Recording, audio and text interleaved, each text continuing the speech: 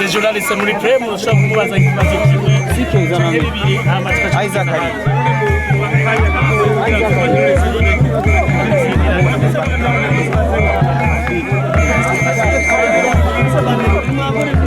Femi wiva gute uswakani kwakirwa nk'iteka nkuko mu gihugu cyawe cy'amavukiro?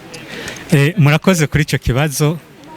Uburundi n'umutima wanyibarutse, numva neza kuba ndi muri uwo mutima, ndawusanzemwo umuryango, inshuti n'abagenzi.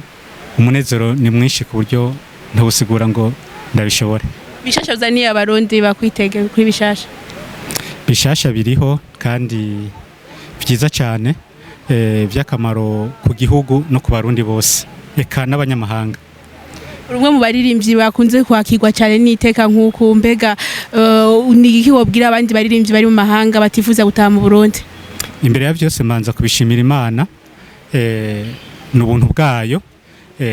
Icyo novuga nuko Uburundi ni igihugu cyatwibarutse, abaririmbyi twese tuzi yuko twavutse muri iki gihugu, nukumenya yuko aho tujya hose Uburundi bwamara umuvyeyi, nta na hamwe hashobora kudusumbira mu gihugu cyatwibarutse.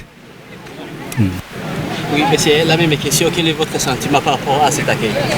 Murakoze, kubera ko ndi mu Burundi, ndifuza kuvuga ikirundi kubera ko niyumva neza kuvuga urwo rurimi rwa basogokuru. Mumbabarira. Muvuze yuko ibikorwa ari byinshi bibazanye, umuntu arashobora kwibaza ati ibyo bikorwa byo bari biki muducira ku mayange bike muri byo? Ndibaza turaza kuronka akanya ko kubivuga mu kiganiro tuza kubaha mu kanya kari imbere, ariko icyo nababwira cyo nuko nibikorwa bitari bike bijanye no guteza imbere imico y'umuziki mu Burundi, eka n'ibindi bijanye no mu iterambere n'amahoro ku gihugu.